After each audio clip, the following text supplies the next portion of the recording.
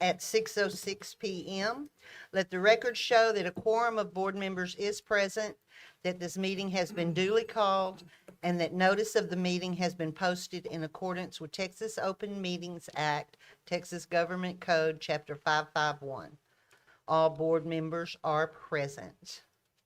And first, we will have our invocation by Mr. Knight. You bow with me, please.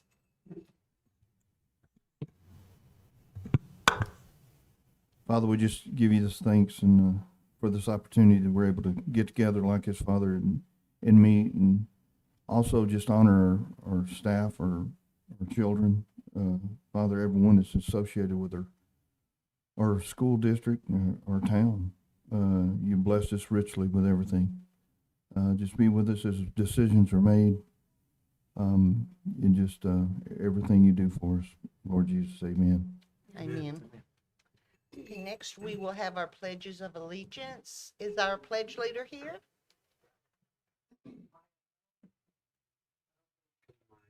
Okay, if not, then Mr. Anderson, will you lead us in the pledges? That's down the hallway. Stand. Allegiance to the flag of the United States of America and to the republic for which it stands, one nation, under God, indivisible, with liberty and justice for all. Honor the sacred flag. I pledge allegiance to thee, Texas, one state, under God, one and indivisible. Okay, we are going to move into the recognitions portion of our meeting. And if you would, parents, please wait until all the recognitions have been done before you leave, because if not, we've got trying to call the children's names and there's commotion and then their parents can't hear. So if everybody will just wait, and then we'll take a short break and let everybody go. So first, we have our annual holiday cards. And Ms. Sanford, if you'll explain about that. Yes, I will. Mr. Anderson, I'm going to have you to go down front to help with the presentation. But each year, Red Oak ISD celebrates the holiday season with our business partners, organizations, elected officials, other ISDs, and ambassadors by sharing a holiday card designed with student artwork. This is the 18th year of the annual holiday card art contest.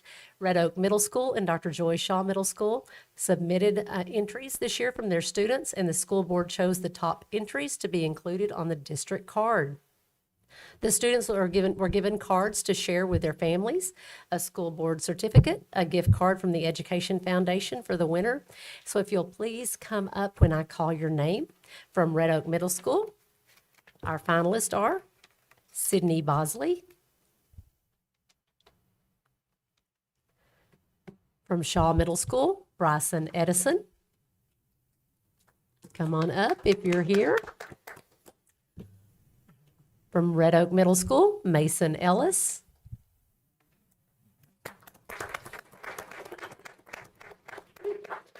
From Shaw Middle School, James Huntley.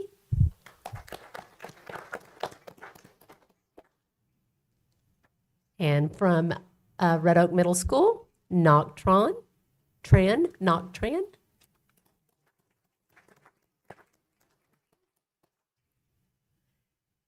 Go ahead and stay up here if you received a certificate.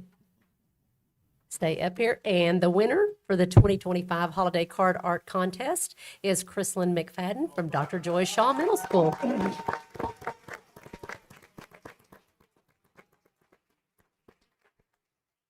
Congratulations. You'll see the beautiful artwork on the screen.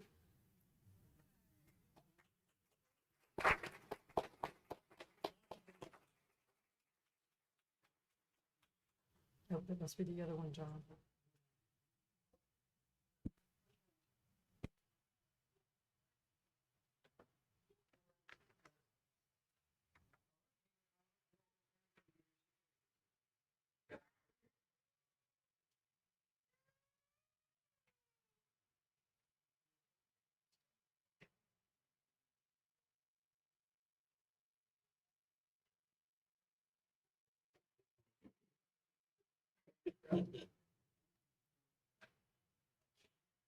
Bless you.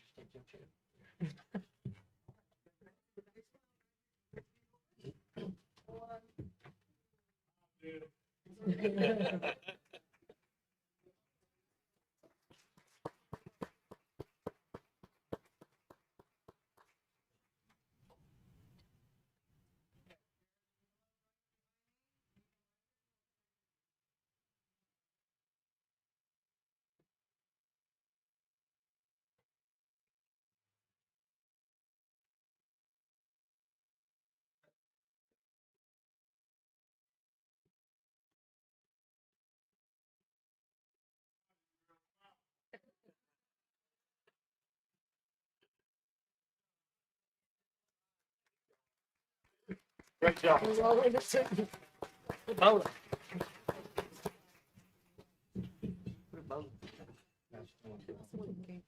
No, I've got mine. That was Brenda. Congratulations. Next, we will have Justin Wood, our band director, and Mr. Sebring will be helping him. And he's going to tell us about our high school band.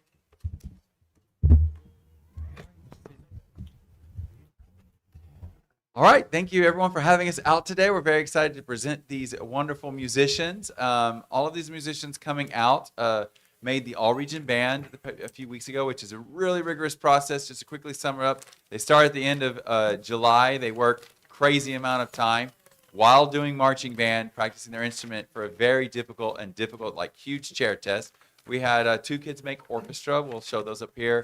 And a few kids make area, 14 of them, and most of them are here today too. So y'all come on down. We'll start with a few people who are not here, so I'll go ahead and say their names. So Abigail Bergman, Deshaun Briggs, Marcos Carrillo, Taylor Cheney are not here, but Mason Cheek is. Come on down. Oh, they have. Carly Childress. Yay. Alexis Corns. Samaje Cox, Aver Dalfrey, Abby Draper, Jackson Eaton, Araya Johnson,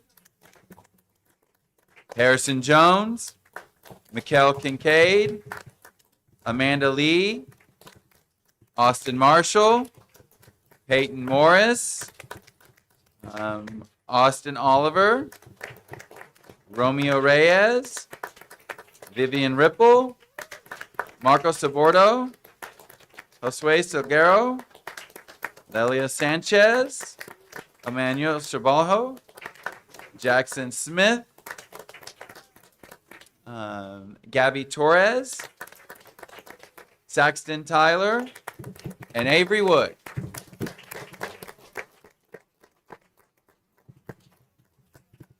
I think we'll all have to bring some. You would like to see what?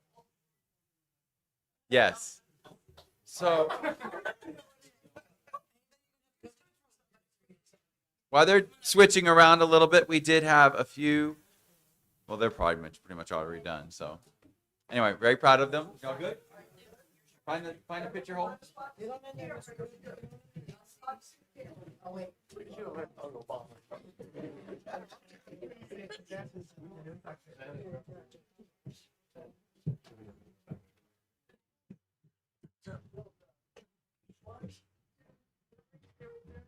Make it on record.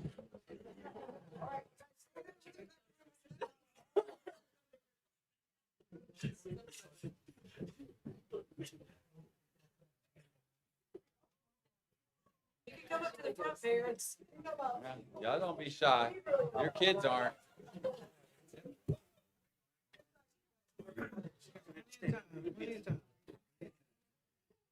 Almost cell phone down, right? Like 1995 back then. Y'all should be having crazy eye, guys.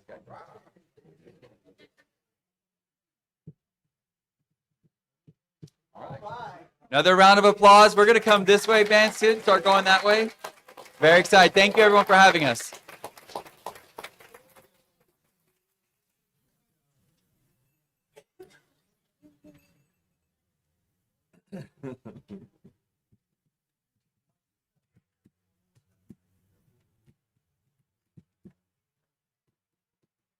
Brian, you had to sing with the choir.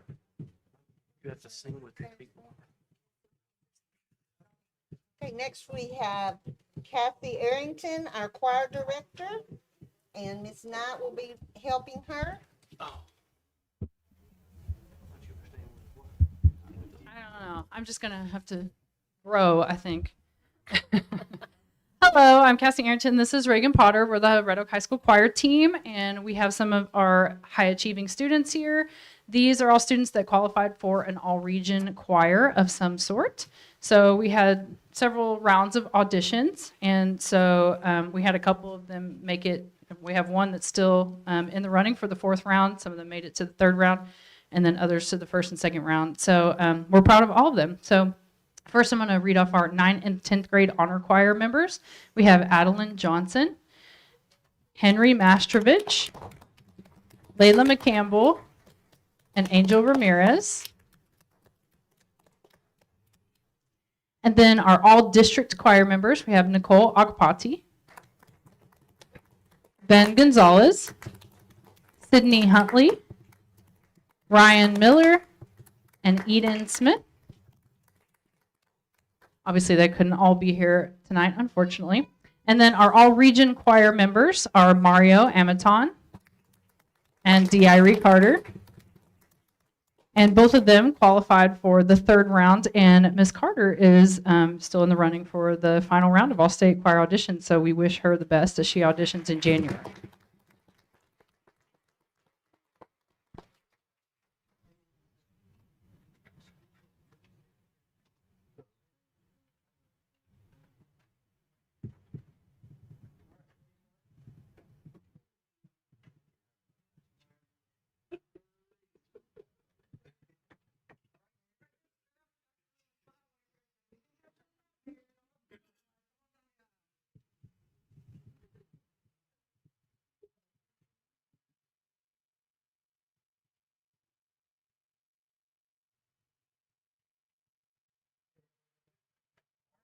Great job.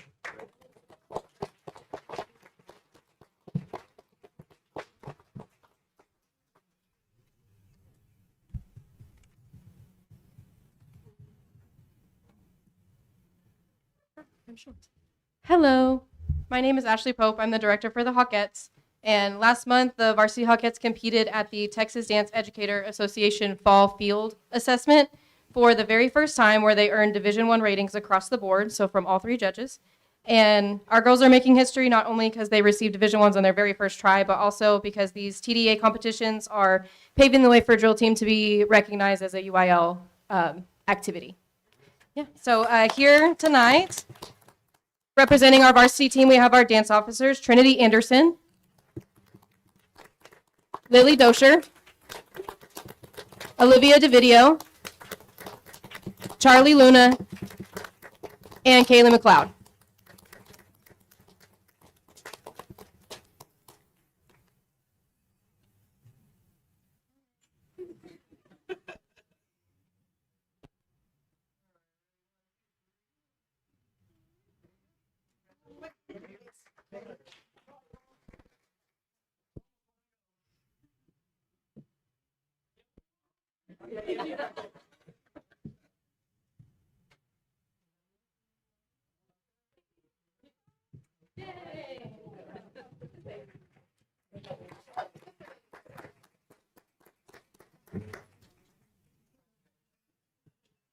Yes.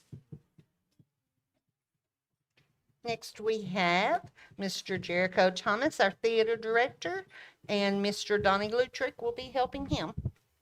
Thank you, Ms. Peterson. Yes, my name is Jericho Thomas. I'm the, I don't need this. I can project. No, I'm just kidding. It's just a joke. I know, Beth's like, no.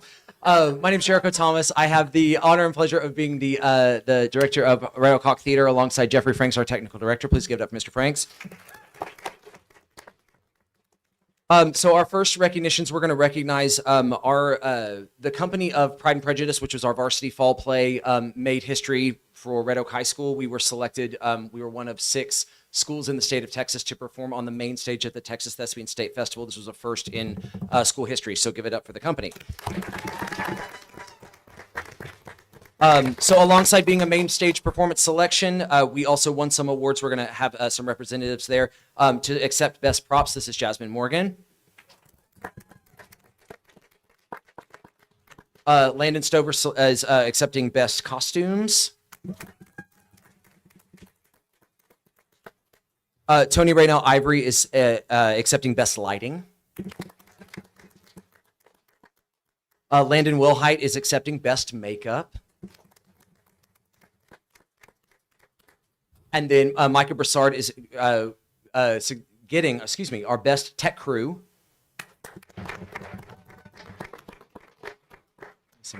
And then we had an individual award that we're really proud of. We had an individual who, for both shows that were at our particular conference, out of all of the students performing, was selected as a superior performer, and that's Peyton Nitch.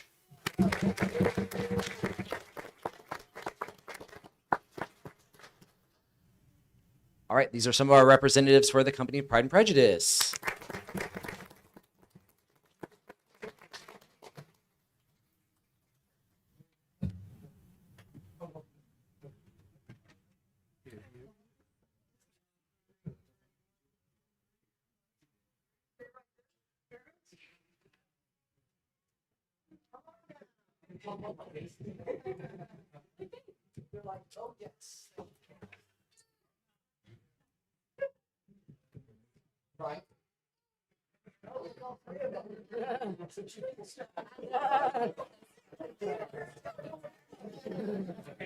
Sure they've done that before.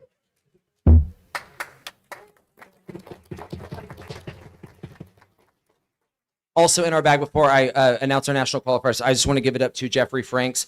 If you have ever seen him sew a dress, you've seen him sew a bunch of them, but he led our Thread Oak costume construction class in the costumes for Pride and Prejudice, and they were awarded with best costume, so I just want to recognize him as well.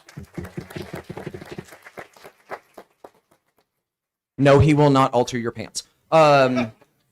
All right. Next up, really quickly, we have students that can qualify for the International Thespian Festival (ITF) in individual events. So that's what's coming up now. For a group scene, they national qualified received superior ratings: Molly Hughes, Indira Waller, and Hailey Torres.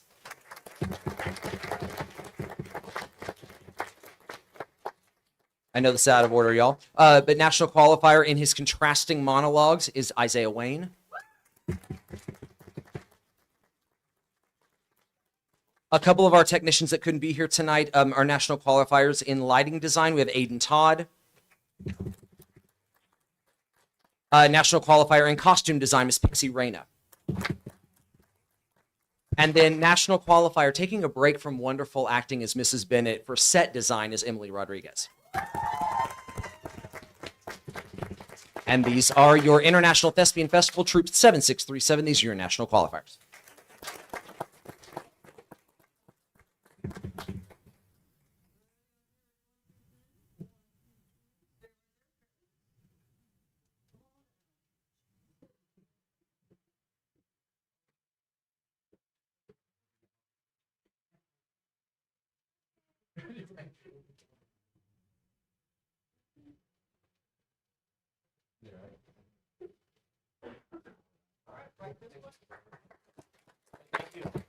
Little Shop of Horrors opens January 23rd through 26th. We'll see you at the PAC. Bye.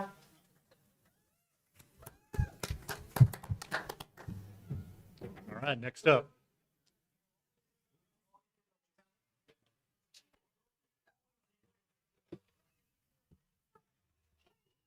All right, my name is Chris Anderson. I'm the athletic director at Red Oak High School, and it's my honor tonight to have with us two of our teams from the fall that had outstanding seasons. Our first group tonight is Red Oak High School cross country and Coach Brian Reed.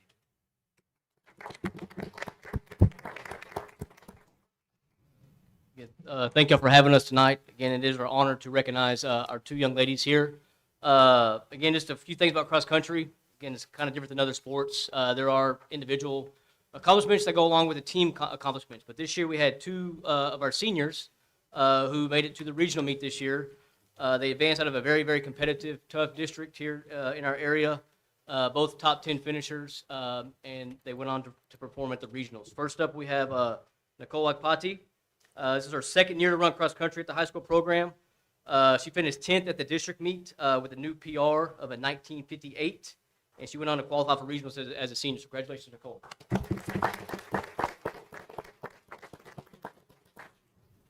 Our next senior is Esme Rodriguez.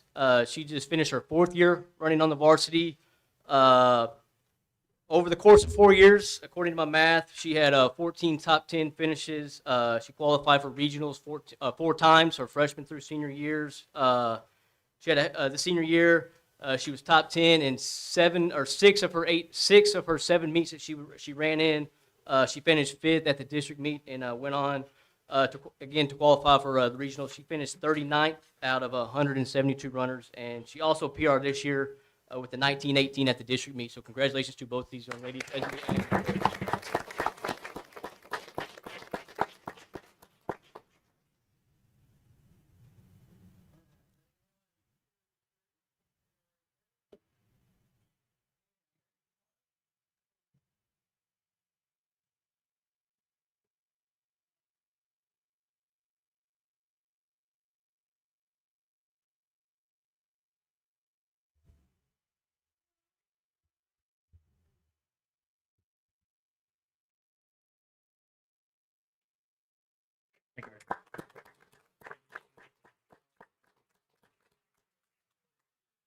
All right, next group we have Red Oak High School volleyball and Coach Hope Porter.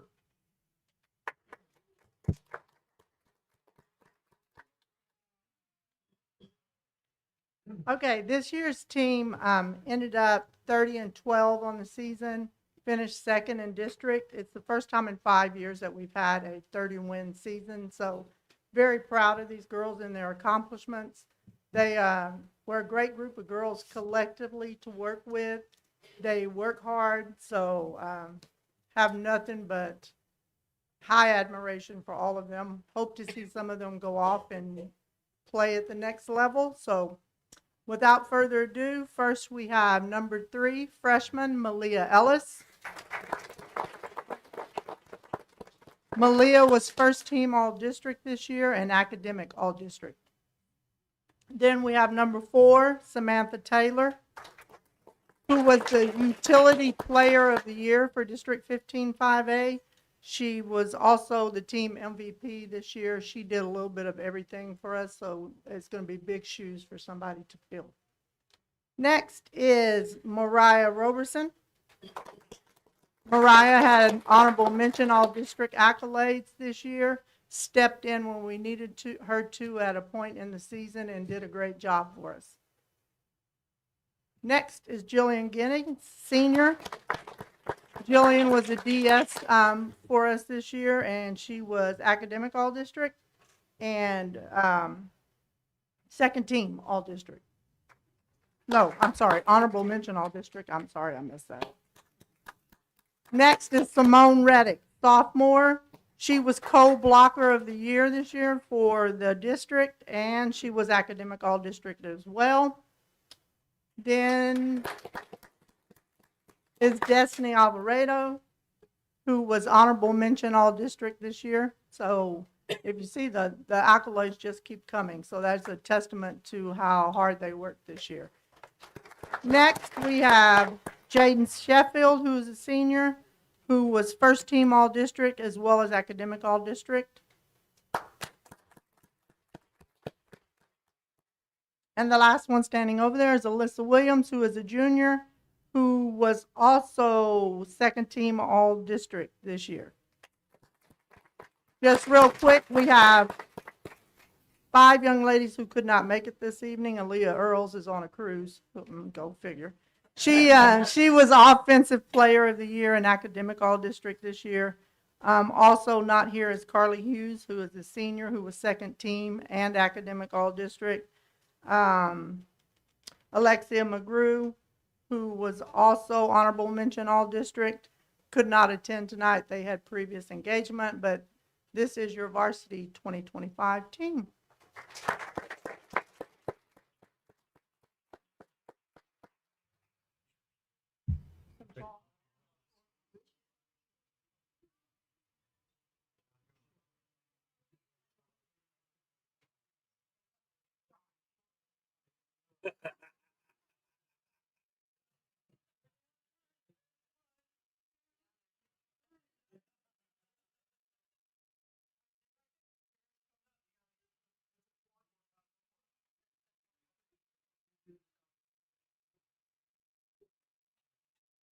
Okay,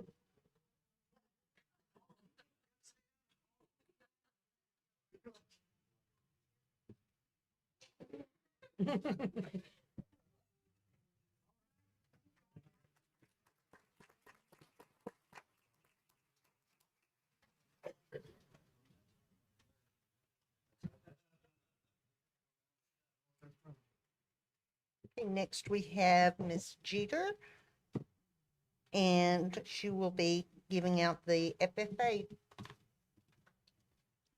along with Brian Sebring and John Kelly. I'm going to introduce our FFA teachers, Angelica Weaver, Ryan Pickard, and Paige Bishop is hiding back there, but he is here as well. They are going to recognize our national winning program and also our area qualifiers. Okay, ooh, I'm a little short. Okay, hi everyone, I'm Angelica Weaver. I am one of the animal science teachers and FFA advisors here at Red Oak High School. The first thing we're going to recognize is our National Chapter Award that we received this year at National Convention. A little bit about the National Chapter Award program. It is designed to recognize FFA chapters that actively implement the mission and strategies of the organization nationally. In order to receive this recognition at the national level, they have to go through an application process after planning events for the entire school year. And then they have to get voted on and approved at the state level. And then after that, we have to be rated as a gold chapter at the state level. And then it will then go to the national level where they rank us 1, 2, or 3 stars. This year, I'm happy to announce that we were recognized as a national 3-star chapter, which is the highest that we can receive in the nation. And only about 10% of chapters nationally get recognized as a national 3-star. So,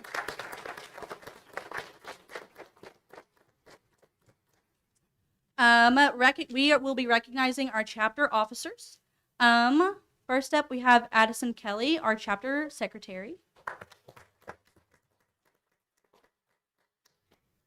Bristol Marks, our chapter reporter. Jacob Worley, our chapter vice president. Casey Adams, our chapter historian. Case Hood, our chapter treasurer. McKenna Johnson, our chapter president. And Paige Sebring, our chapter sentinel. We have 2 other chapter officers that were unable to make it with us today. That is Irina Valkovich, she is our chapter chaplain. And then Mackenzie Oliver, she is our chapter parliamentarian.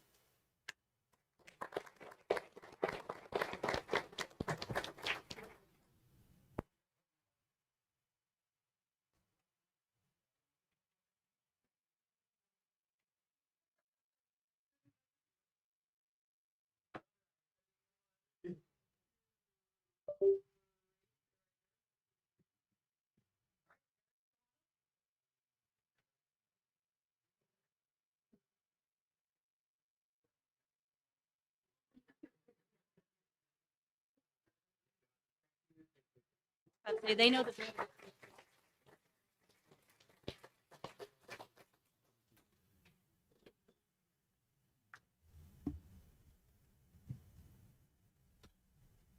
All right. My name's Ryan Pickard.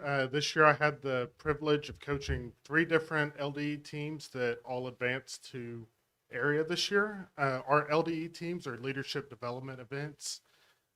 All of these teams get to build their skills in different team building projects, speech writing, stuff like that that are going to help them in a professional setting later on down the road. So the first one I'd like to recognize is going to be our senior FFA broadcasting team, which is going to be Mr. Jacob Worley.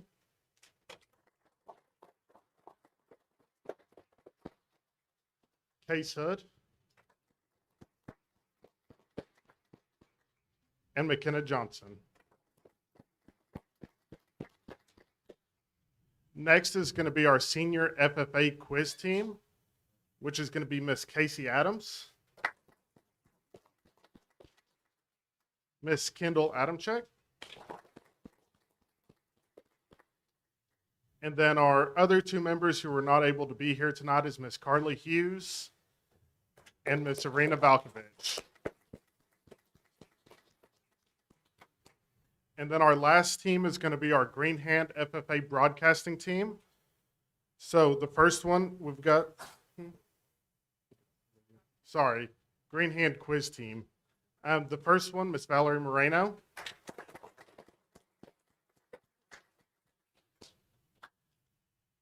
Kyra Morgan.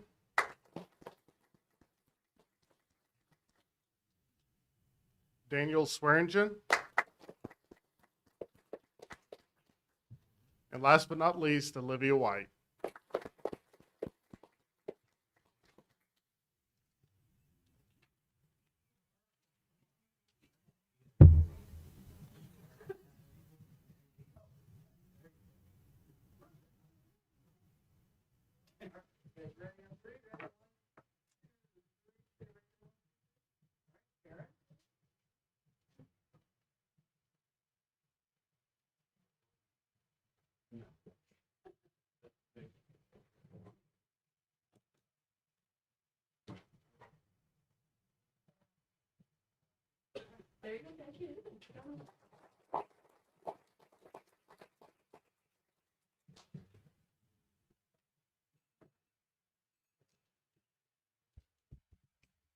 Okay, Hey, next, it's also worth mentioning that the 3-star rating was actually, we had some great leaders who have departed from us, but we had one that anchored this team, and these two came in the last 2 years and have put that together. And Miss Weaver and Mr. Pickard, you're to be applauded.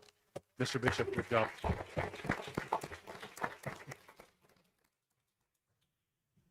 next we have Karen Anderson, Executive Director of the Red Oak ISD Education Foundation. Oh, and we have Miss Monique Ballard also.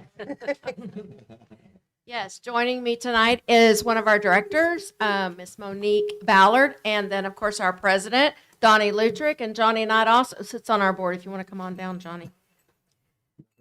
So I wanted to give you a recap from our grant program this year, Grants for Great Ideas. We had 44 grant proposals submitted.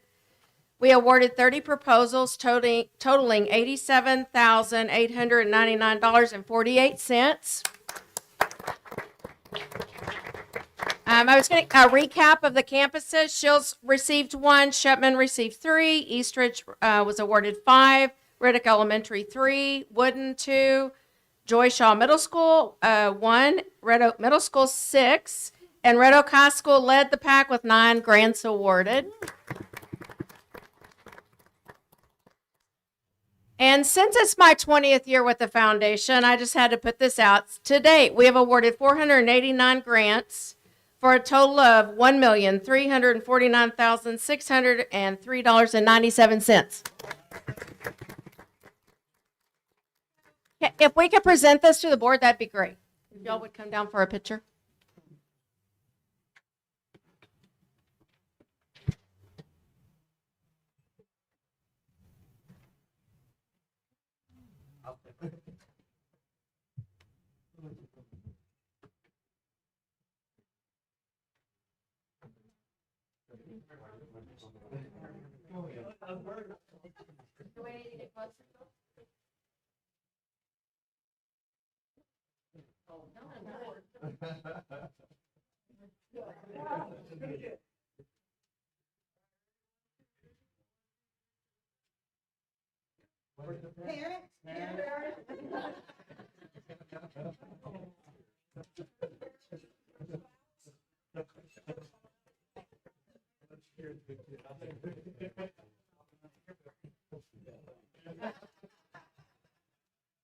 Spend it all in one This place. is not my chair. You might be president. Okay, now as promised, we will take a very short break for those of you that need to leave. I think most of them just snuck out anyway, but but those of you that are ready to go now, thank you so much for staying. Yes, thank you. Okay,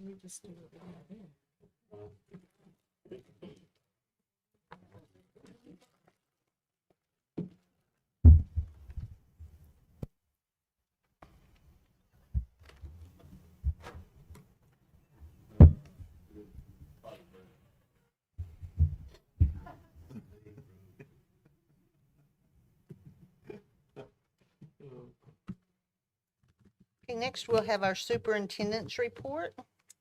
Yes, we're going to start with our construction update by Brent Stanford, Executive Director of Support Services.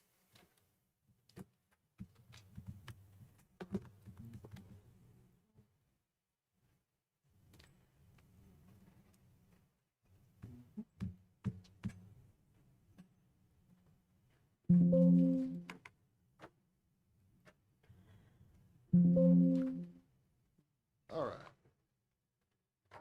Let's get started with the playground projects. Of course, we had some ribbon cutting today, so that was 2 more completed. We have 1 more to go. And it's underway. Currently, Eastridge, their playground is 100% complete. Shutman now is 100% complete, so is Wooden, and so is Shields. The Red Oak Elementary, they're about 25% done. I'd say they're probably a little bit closer than that. Every day they are just kicking it, so they're really doing good. Softball complex is about 90% complete. Final touches and finishing work are underway. The baseball complex is about 50% complete. I'm hoping when we get back from break, that'll really start coming together and looking good. And everything is scheduled to be done on time. Right now, we're on schedule. Red Oak High School flooring project, flooring replacement with Gomez flooring is scheduled to be completed by the end of the summer. So we're trying to put all that together. I have a meeting this week with them and kind of go over a game plan of how we're going to tackle that and make that happen. District-wide projects as far as the rest of the stuff, the stadium, the JV stadium, the new elementary. We're still collaborating with Corrigan and Joris on ongoing facility projects.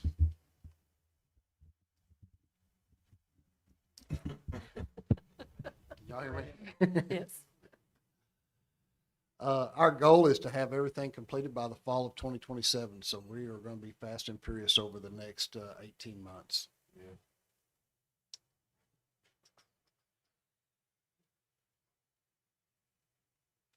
So this is kind of what it looked like before, and this is current. So they have done a lot of work up to this point. RPS before, and then after. Y'all were, some of y'all were out there today, and it really looks good, and kids can start playing on it tomorrow. Shields before, and then today, or after. And then today we also did a ribbon cutting, and so the students will be playing on that tomorrow. And I don't think the cold weather's bothering them. Baseball, softball. Here's a baseball field. They're putting the gravel down, and then we're hoping by next week they'll start laying turf. Here's your softball field, about 90% complete. Fence is up, turf is down, all the beads. They're just a couple of finishing touches they have to do. And that is it. Any questions? Short and sweet. Looks good. Thank you. Appreciate all your hard work. Thank you, Brent. Busy. Thank you, sir.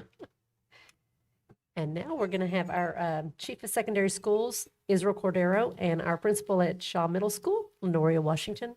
They're going to give you an improvement plan update.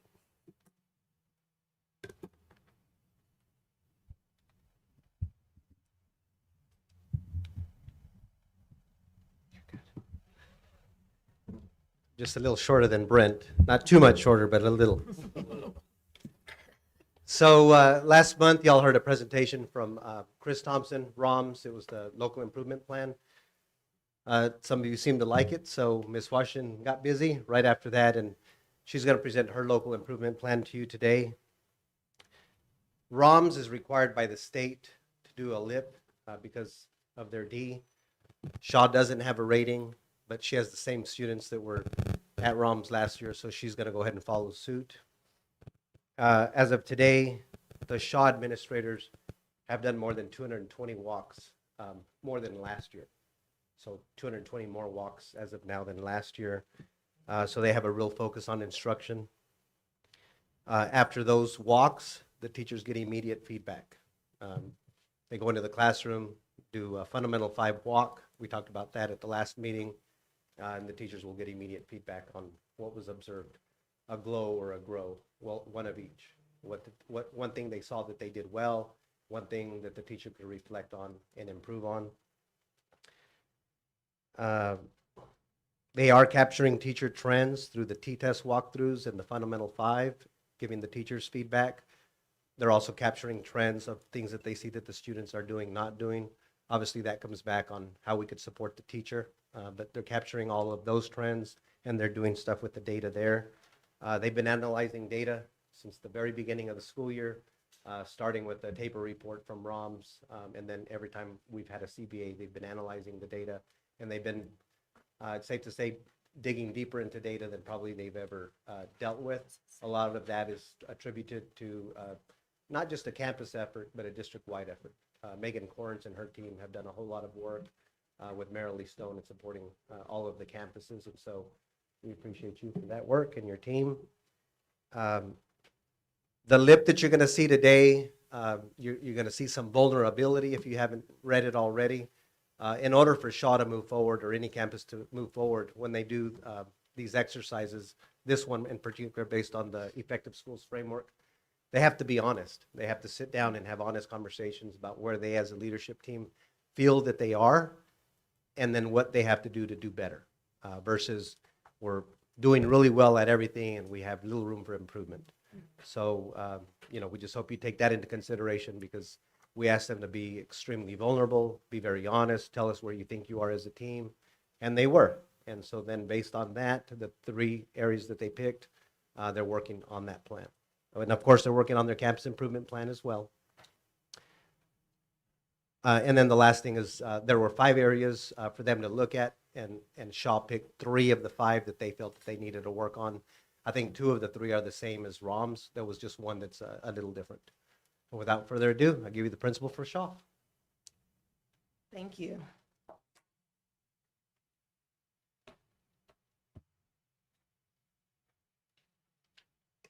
Good evening to the board and to the superintendent. Thank you guys for this time.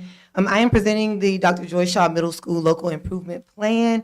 And so the reason that this will be needed is because we do have groups of students who are low performing or underperforming. And so we have to create a plan of action to address those deficiencies. Even though we are targeting all students on our campus, we have 2 groups of students who need more intensive interventions, and those are our African American students and our Hispanic students. Am I not?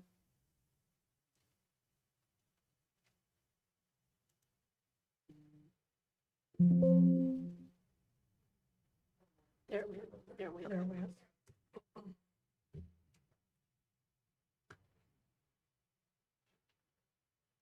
So again, are our African American students and our Hispanic students. You will see historical data on the screen that represents 2023. We were a D campus, 23-24 C, and then fell back to a 69.2 D. That was really hard as the first year principal for me to swallow.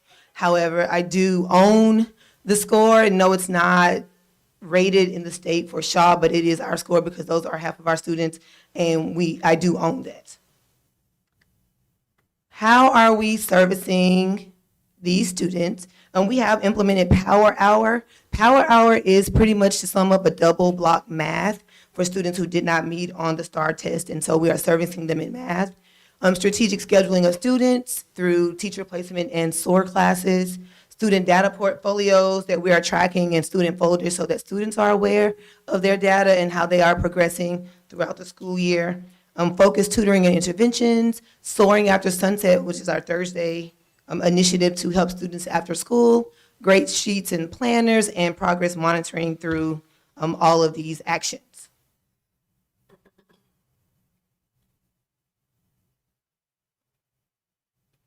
Overall rating for 2024, again, we were a 69. I keep saying 0.2 because I am so devastated by that, but learning and growing as a principal. And so overall D rating. If you are paying attention to the current slide, overall for student achievement, our students were at a 71C. School progress, 71C. And then when we came to closing the gaps, we are at a D. Academic growth, a D as well. We are really focused on areas that our students can grow and how we can close those gaps. And so every time that we're looking at data, we are focused on what we are doing to ensure that we grow in these areas. The reds, the amount of students that either we went up or down when it comes to did not meet, approaches, meets, and masters on student achievement. Areas of concern, the C's are even areas of concern because we do want our kids at B or better. We want them to achieve with the caliber of student that we know we have on our campuses. However, we are focused highly on math, as you can see, D overall, 6th grade D, 7th grade F, and then when it comes to our history, F as well. So with our math, again, Power Hour, we have blocked those students. We did have some strategic moves of teachers so that we can support our students in that way as well.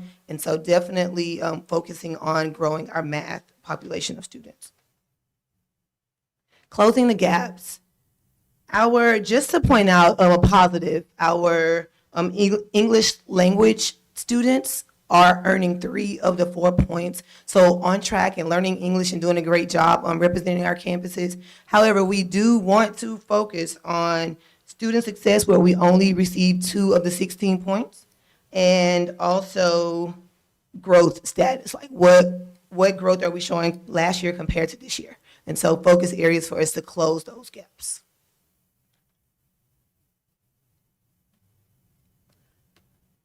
The Texas Effective School Framework is what we have chose to utilize, and that's like, what are we doing to improve? What actions are we doing to improve student learning? And again, as Mr. Cordero stated, we had to have a transparent look at our campus when it comes to self-assessing. Where are we extremely weak? Where can we grow? And what are the key areas that we want to improve in? So as we studied the data, had collaborative meetings, and thank you to our district partners with C&I, Ms. Dockery is just sitting down with us for hours to go through, to help us with the process along with Mr. Cordero and what that looks like on our campus. So we did choose of the 5 levers.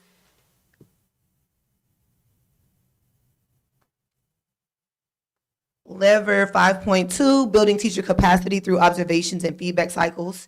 We are, again, as Mr. Cordero already stated, making sure that we are in classrooms. We've had way more walkthroughs than we've had, and this is my 5th year here in Red Oak. And so it really is beneficial when it comes to just the overall culture and climate of the campus.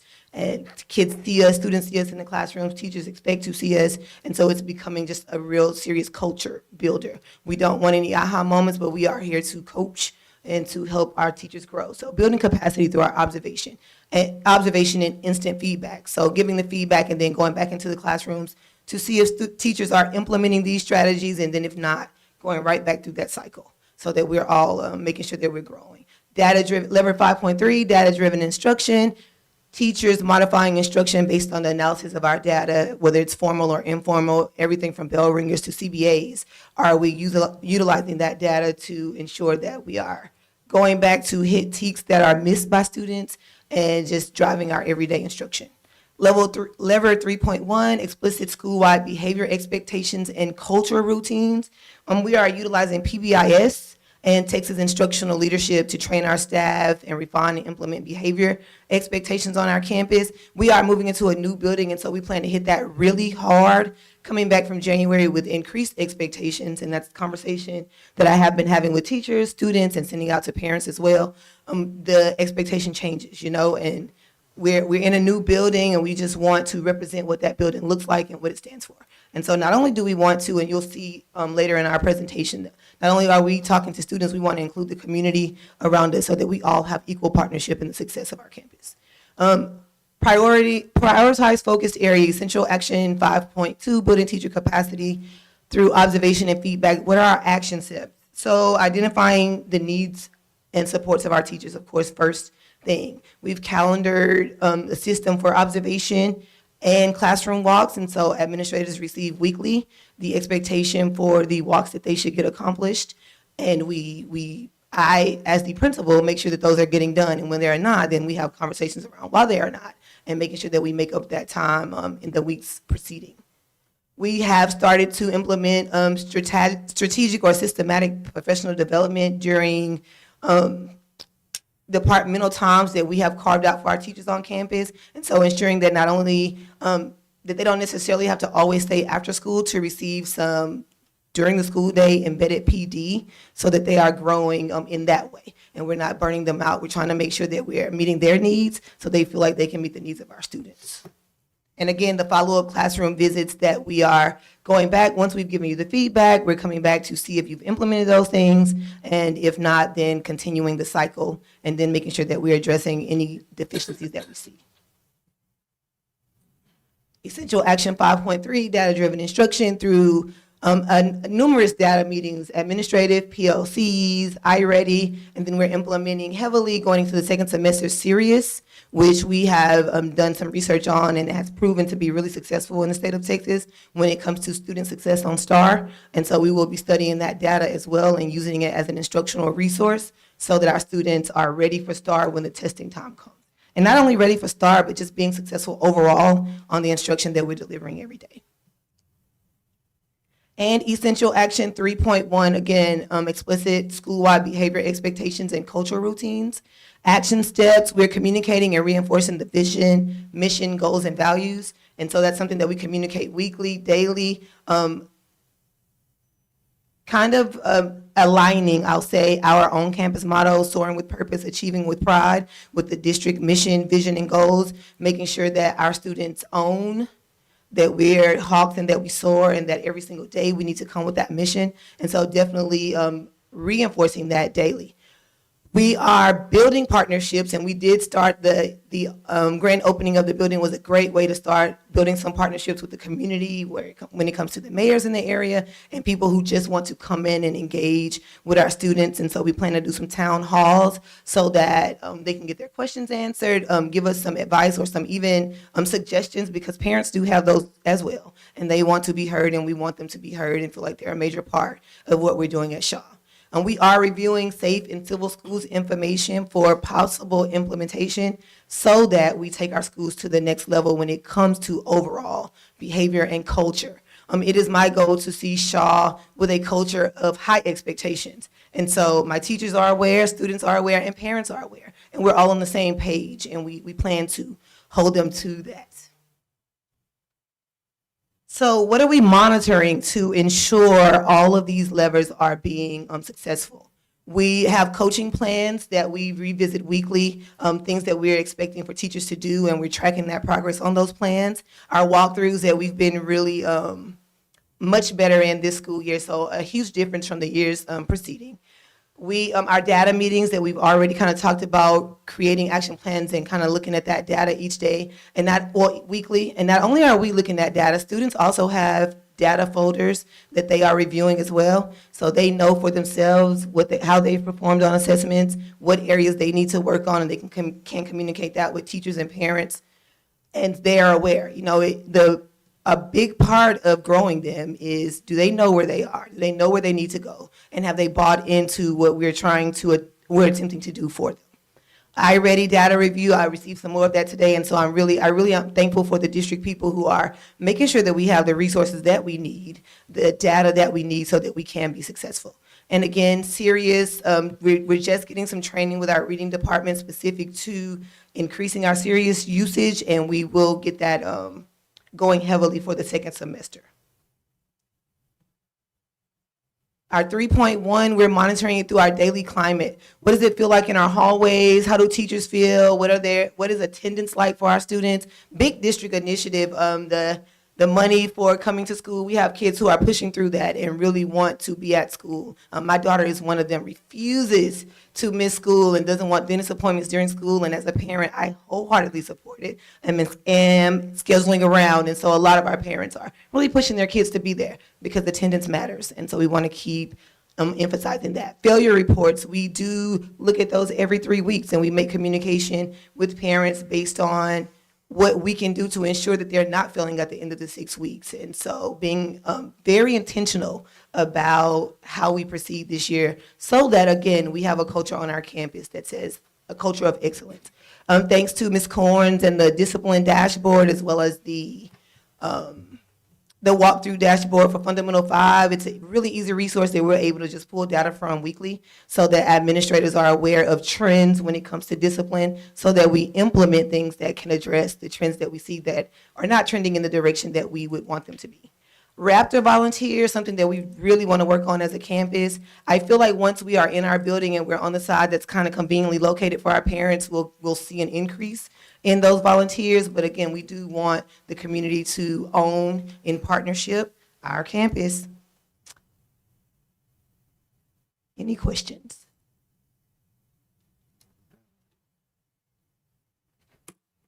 Again, I thank you for your time, and we are working really hard to ensure that our middle school at Dr. Joy Shaw is better. Do I hear it? Go ahead. So I got a couple questions. Okay. One is, when you're doing your walkthroughs, you give them feedback, immediate feedback. How would you grade out because you say you're going back and seeing, are they taking the instruction? Are they taking the advice or the feedback and making some changes? How would you grade out on your campus how well teachers are actually doing that? They're listening to you, they're taking your feedback, or are you finding that there's some areas that we're struggling a little bit? You have to go back and repeat that cycle one or two more times. How would you say that's going on your campus? Okay, so overall, whenever you're increasing visibility in classrooms and raising the expectation, it gets tough initially for teachers. And so we have had to have some conversations about expectations. And I do find, though, the majority of them are open to the feedback that we give. And when we are going back, then, of course, as an administrator, there are just tough conversations that we have to have when we don't see those things. We attempt to implement professional development specific to what we see or we don't see, so that we're saying that we're supporting them as well. Okay, so taking that to the next level, because you talk about making a culture change, and it's hard to make a culture change with a group that you already have. Right. So are we documenting some areas that we need to improve on, and not just for maybe moving somebody down the road, but it's also when you get to the end of the year, you can show a teacher or a person, hey, this is where you grew. Right. We had these conversations, but this is where you are now, right? So are we having those documentation? Absolutely. We are documenting, and we have witnessed some growth. And so we do praise those teachers who are meeting the expectation and growing, even compared to last year. We show them their data, we share it with them, and then even seeing like trends that are acceptable. And so we definitely are having those conversations and celebrating their successes. Okay, cool. Thank you. Yes, sir. This great report to us, and I really appreciate the effort that you put into this. Just a couple of questions or comments. One, I think that town hall idea is a great idea. I think that would really help engage the community. What is exactly a data folder, and what's in that? Okay, so every student on our campus has a folder that has their CBA scores, and it tells them the TEKS that they did well on or did not do well. And it gives them an opportunity to set goals for the very next CBA, and so they're able to revisit to see whether or not they achieved their goal or whether or not they need to work harder the next time. And so we've second 6 weeks, we kind of implemented it coming down the pipe. And so really beneficial for them because they're able to say, okay, I did meet my goal, I did not. That's one of the things that I really commend the elementaries for, because my students, as elementary students at Shutman, they know from the beginning of the year what they need to work on. And they come home and they're either really bummed because they didn't make it, or they're really excited because they get a pajama day and they're able to celebrate their successes. So we mocked some of that so that we celebrate our kids as well, because they're in middle school, they just left elementary, but we want them to be praised for their efforts as well. So they're able to just kind of review their data. We have a folder for reading and math, and so students are tracking in both of those, as well as science and social studies for 8th graders. That's a great idea. And you talked about a Raptor volunteer. Maybe I'm just not clear on that. Okay. But what do we mean by that? So when volunteers come to our campus, they sign in through Raptor. And so the hours that we have volunteers on our campus, we would like to increase. Because I think we're really low at this point. And so we just want to, but we as a campus have said that we need to create more opportunities for them to be able to come out. So that is something that we're definitely looking into, creating those opportunities for volunteers. I think you're right. Once you're kind of in your Right. home and close to them, that will help. Right. Any further questions? I do. I got a question. The data that you had on slide 5, is that are those the numbers that are already split, or is that the same slide from what we got from Thompson last week? So it's the same slide Okay. because it's the students collectively. However, we do have individual student data for our Shaw students and are able to be specific to our individual kids. Okay. I was trying to remember if that was the same slide or not, but okay. Okay. Thank you for this time. I appreciate it. Thank you. Thank you, Ms. Washington. I have one more. Okay. But I really want to ask this to both the principals here. I know you kind of had to do this process, but what would you say was the positives coming out of the process itself? Okay. I'll start off by saying one of the positives is having a clear, realistic look at where we are as a campus. And then the collaboration from the team. A lot of times principals make decisions, but the buy-in from the assistant principals and the collaboration with CNI was really big for me. Knowing where we are, knowing what we need to work on, and making sure that we're implementing these things, and not just saying we're doing them, but actually getting them done with the accountability piece is big. And so those were the positives for me. I think that's a great question. I would say for me, I have a lot of opinions. I mean, that probably doesn't surprise people that know me. Like, I think I know what the problems were. I think I had an idea of it. But working with a group of people, some that were outsiders that were on my campus last year, others that were in the district but not living and breathing Red Oak Middle School every day, was very beneficial for me, because then I get to see not just what my gut tells me and what my eyes tell me, but what other people are seeing when they look either at data pieces that didn't stick out to me but do stick out to them, or if it's even more just what we're seeing in the hallways. And so I think having so many folks come together to help come up with this type of plan really does give you a good sense of, okay, which direction are we going and how do we get there? Do you either have a sense of how things are going now that you have the plans? I mean, to speak for Red Oak Middle School, I think we're heading the direction we need to go. I mean, I really do. We're seeing some improvements on every assessment that we're giving students as we go. Today we did a really brief, impromptu, not quite a pep rally, but we brought students into the gym for the first time as a whole campus student body, just for a presentation from the Red Oak High School step team. I will tell you, those kids acted right. I told them how I wanted them to walk in the halls. I told them how I wanted them to walk to leave the stands, and they did it. And I praised them. I said, "Oh my goodness, you guys are doing what we told you to do," and I'm excited for that. I really am. You feel the same? Yeah, and I feel the same. Definitely seeing some improvements. Work to do. There's work to be done heading into the second semester. However, we do have the plan, we have the data, and we know where we're going. And I think that's more than half of the battle. You guys seem to have some positive some excitement about it. Yes. Well, to speak to that, both of you guys are really building up your brands, right? Blackhawks, Greyhawks, and you're getting pride behind that. There's buy-in from the students, there's buy-in from the campuses. It also helps that you're both individually, like we're dealing with half the students that we were all collectively dealing with before, and that class size and just density that was there before was ridiculous. We apologize, the community apologizes, but you can see it in and around the community when you're on the campus, when you're in the building, when you stop by, that there's a different level of behavior. How students behave in the halls now is completely different, and it's just because they're not on top of each other, right?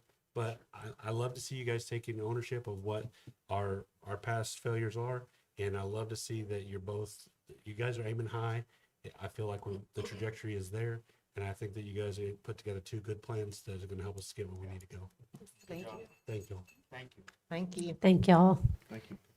Just a couple of quick little announcements, and then I will turn it back over to you. Red Oak ISD, in case you didn't know, was going to be closed for winter break from December the 19th through January the 2nd. Staff will return on January the 5th, and students will return on January the 7th. Coffee Talk will take place that day that we return. The students return on Wednesday, January the 7th at 7:45 a.m. Of course, that's virtually. Our next mobile food pantry will be Thursday, January the 8th at 4 p.m. here at the ESC. And our next regular board meeting is scheduled for Tuesday, January 20th at 7 p.m. Thank you, Ms. Sanford. Thank you. Do we have anybody sign up for, okay. If not, we will move to consent agenda.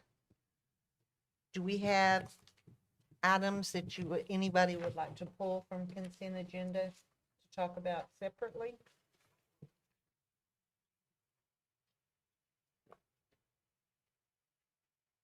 Are y'all thinking? Everybody looks serious. Okay. If not, then do I have a motion? I'll make a motion that we approve the consent agenda as presented. Okay, all those in favor, please raise your hand. Second. Oh, sorry.